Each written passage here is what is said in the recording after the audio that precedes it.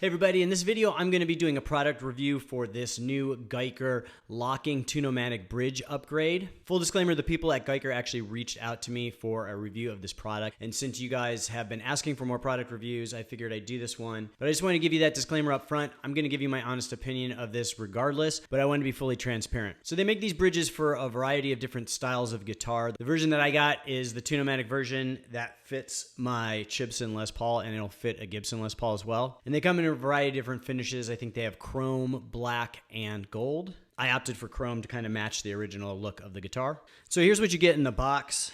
So basically you get the bridge, you get the mounting screw, and you get the threaded insert that actually gets pressed into the body for the mounting screw to go into. And everything's made of a zinc-plated alloy except for the saddles, which are actually like a stainless steel, like kind of bearing style. And it comes with this Allen wrench to kind of tighten the locking saddles. So we're going to begin the install by taking off the old strings. And then I just removed the tailpiece with the old strings still on it. Then I replaced the original mounting screws with the new Guyker mounting screws. One thing I forgot to show on video is to make sure that when you are replacing the bridge, that you measure the bridge height from the guitar body of the old bridge to the top of each saddle. And then you can adjust the mounting screw height so that your new bridge has the same saddle height as your old bridge. The saddles on the Guyker bridge are quite a bit higher than the standard Gibson saddles. So measuring will save you some time with the action height when you get ready to put the bridge on. Next, I installed the new bridge. Then I reinstalled the tailpiece with the original old strings on it. Now you can put new strings on it and it's probably better that you do it, but I just decided to use the old strings. Next, I checked the action height. For Gibsons, it's 5/64 from the top of the 12th fret to the bottom of the low E string, and 3/64 from the top of the 12th fret to the bottom of the high E string. If you need to make any adjustments to the action, you can use a flathead screwdriver to either raise or lower the mounting screws. Next, I checked the intonation of each string and used a flathead screwdriver to adjust the saddle positions. Make sure to retune the string in between every saddle adjustment. Lastly, I used the provided Allen wrench to lock each saddle in place. Here's what the finished install looks like. You can see how the old bridge has these sharp grooves for the string to rest in, whereas the new Guyker bridge has these roller saddles, which are much smoother and more forgiving.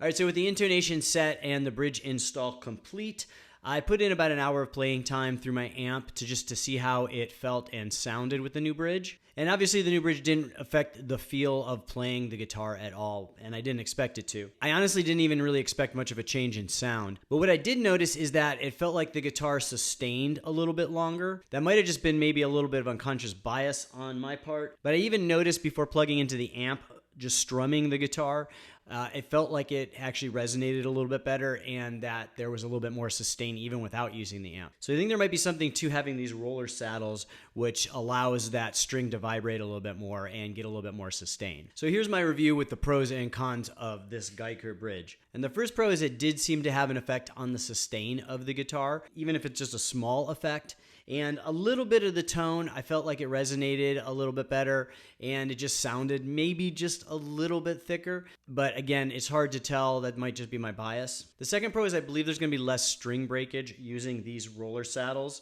When you compare them to the traditional style Gibson saddles, you can see that the string is kind of pinched, whereas these roller saddles allow the string to kind of flow freely. And I think in the long run, I'm going to break less strings and actually have the strings last a little bit longer. The third pro for me is the locking saddles. Now I will say I never really noticed having a problem with the saddles moving without the locking mechanism on them in the past, but I really feel like it can't hurt. Another pro for me was the look.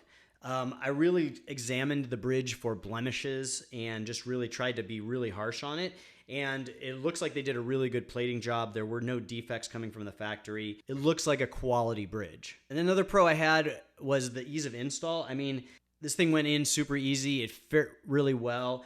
And the screws that you use to adjust the intonation slid really easy. The saddles moved back and forth easier than I've ever felt with pretty much any guitar I've adjusted. And as far as the cons are concerned, there's not many. I really felt like you can't go wrong with this thing. The main con I had was just the aesthetics of it. I like a classic looking guitar. I like the look of the classic Gibson bridge. So the raised up roller saddles were just not doing it for me. It's a really small thing and it's kind of picky on my part, but it is my opinion. So to summarize, I don't think you can go wrong with these Guyker bridges if you're looking to upgrade your Tune-O-Matic bridge. So I'm going to give this one a 9.2 out of 10. I think the roller saddles are a huge improvement on the traditional Gibson saddles. And I think Guyker did a really great job with the design and manufacturing of this. I couldn't really find any flaws in it. So if you're having some issues with the guitar staying in tune and you've checked your nut and your tuning pegs, then this might be a good option for you. I think they're like $49 on Guyker's website, so they're not expensive at all. And I'll leave a link to the products in the description. So that's it for this video. I hope you liked it. I'll definitely be doing more equipment reviews, so like and subscribe if you want to see more content like this. And check out my beginner guitar course on my website, ScottO'BrienGuitar.com. It's a 10 video series that takes you from scratch, like never played before, no experience, up to rock guitar proficiency. And I'll see you guys next time.